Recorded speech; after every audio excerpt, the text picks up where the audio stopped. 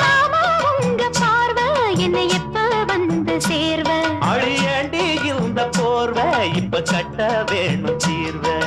மாமா உங்க பார்வை என்னை எப்ப வந்து சேர்வ அழியாண்டி இந்த போர்வை இப்ப கட்ட வேணும் தீர்வ கையை தொட்டு மந்திர சொல்லி கன்னி பொண்ணு தூண்டாதே ஆசையில முத்திர வச்சு அங்கே இங்கே நோண்டாதே